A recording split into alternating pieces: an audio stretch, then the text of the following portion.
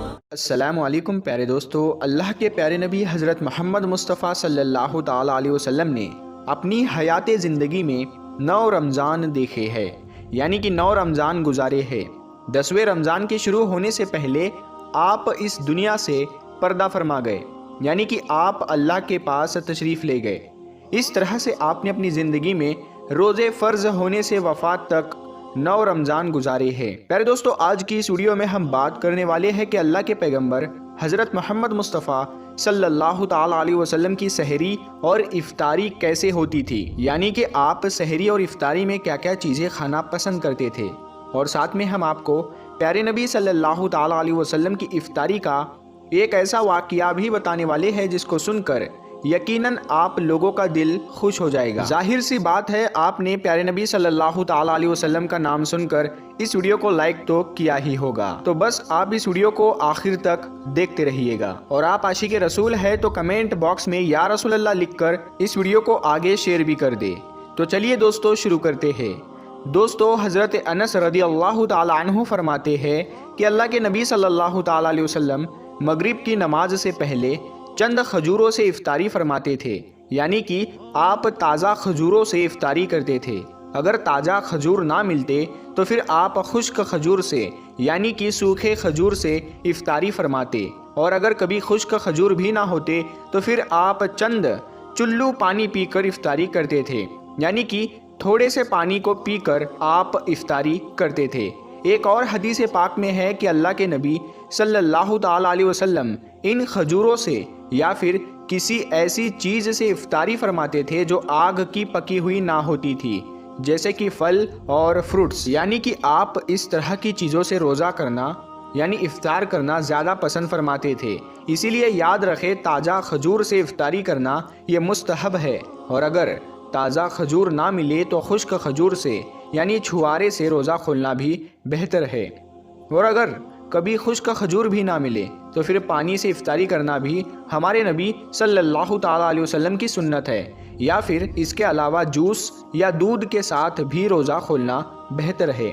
یاد رکھے، اللہ کے نبی صلی اللہ تعالیٰ علیہ وسلم افطاری میں آگ پر پکی ہوئی چیزوں کو نہیں کھاتے تھے۔ اس کا مطلب یہ نہیں کہ اس کے لیے آپ نے منع فرمایا ہے، بلکہ اس کے بارے میں آپ نے ارشاد فرمایا ہے کہ افطاری میں آگ کی پکی ہوئی چیزوں کو کھانے سے پیٹ کو نقصان پہنچتا ہے، معدے کو نقصان پہنچتا ہے، اسی لیے آپ اپنے آپ کو اس پریشانی سے بچانے کے لیے ایسا کرتے تھے۔ مگر آج کل تو دیکھنے میں آتا ہے کہ زیادہ تر لوگ افطاری میں سموسے اور پکوڑے کو کھانا ہی زیادہ پسند کرتے ہیں، مگر یاد رکھے ایسا اللہ کے پیارے نبی صلی اللہ تعالیٰ علیہ وسلم کبھی نہیں کرتے تھے۔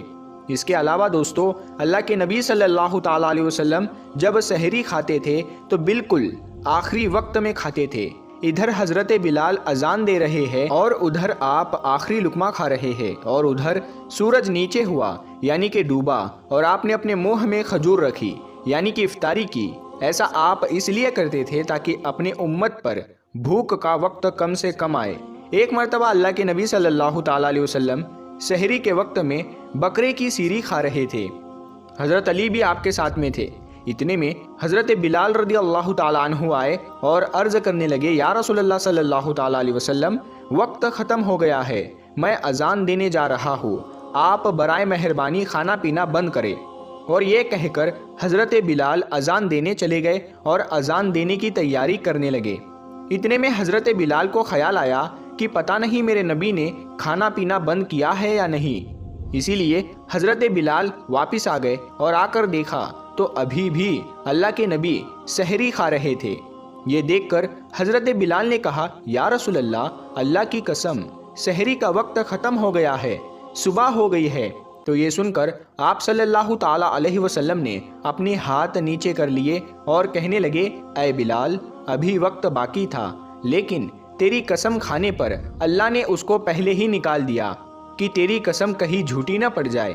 پھر حضرت علی نے فرمایا، اگر بلال قسم نہ کھاتے تو جب تک میرے نبی صلی اللہ تعالیٰ علیہ وسلم کھاتے رہتے تب تک صبح صادق نہیں ہوتی۔ اب دوستو، آپ کو ان 10 چیزوں کے بارے میں بتاتے ہیں جن کو اللہ کے پیارے نبی صلی اللہ تعالیٰ علیہ وسلم بہت پسند فرماتے تھے اور ان کو شوق کے ساتھ میں تناول فرمایا کرتے تھے۔ یاد رکھے اللہ کے پیارے نبی صلی اللہ تعالیٰ علیہ وسلم کا کھانا پینا بڑا ہی سادہ تھا۔ شہد، جیتون کا تیل، کدو تو آپ بڑے شوق سے کھاتے تھے۔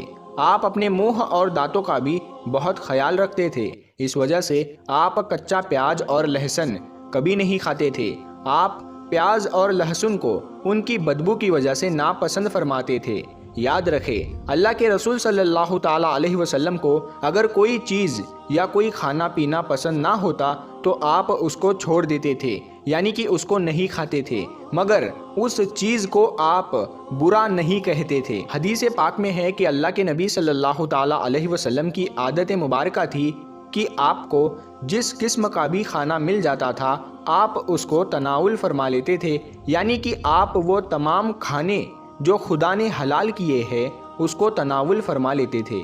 مگر یہ 10 چیزیں اللہ کے نبی کو بہت زیادہ پسند تھی، ان کو آپ بڑے ہی شوق کے ساتھ تناول فرماتے تھے۔ نمبر 1، کھجور۔ دوستو، اللہ کے پیارے نبی حضرت محمد صلی اللہ تعالیٰ علیہ وسلم کو کھجور سب سے زیادہ پسند تھی۔ آپ چند کھجوروں سے افطاری فرماتے تھے، یعنی کہ تازہ کھجوروں سے آپ افطاری کرتے تھے۔ اگر تازہ کھجور نہ ملتی تو پھر آپ خشک کھجور سے افطاری کرتے تھے، اور اگر خشک کھجور بھی نہ ملتی تو پھر آپ پانی سے افطاری کرتے تھے۔ کھجوروں میں سب سے زیادہ آپ کو اجوا کھجور سب سے زیادہ پسند تھی۔ آپ صلی اللہ تعالیٰ علیہ وسلم نے فرمایا کہ جس گھر میں کھجور ہوتے ہیں اس گھر میں کبھی بھی فاقہ نہیں ہوتا ہے۔ نمبر 2، انگور۔ دوستو، اللہ کے پیارے نبی حضرت محمد صلی اللہ تعالیٰ علیہ وسلم کو انگور کھانا بھی بہت پسند تھا، یعنی کہ آپ انگور کو بڑے ہی شوق کے ساتھ میں کھاتے تھے، کیونکہ اگر انسانی صحت کے لیے بھی یہ بہت ہی فائدہ مند پھل ہے۔ نمبر 3، انار۔ دوستو، پیارے نبی صلی اللہ تعالیٰ علیہ وسلم کو انار کھانا بھی بہت زیادہ پسند تھا۔ آپ انار کو بھی بڑے شوق کے ساتھ میں کھاتے تھے۔ آپ نے فرمایا کہ انار جنت کے پھلوں میں سے ایک پھل ہے۔ نمبر 4، انجیر۔ دوستو، اللہ کے نبی حضرت محمد صلی اللہ تعالیٰ علیہ وسلم کی پسندیدہ غذاؤں میں سے ایک غذا انجیر بھی ہے۔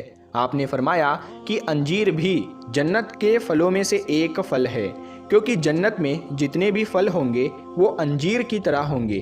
ان میں انجیر کی طرح نہ کوئی چھلکا ہوگا اور نہ ہی کوئی گٹلی ہوگی۔ اس کے علاوہ آپ صلی اللہ تعالیٰ علیہ وسلم نے فرمایا کہ انجیر کا پھل کئی طرح کی بیماریوں کو بھی روکتا ہے۔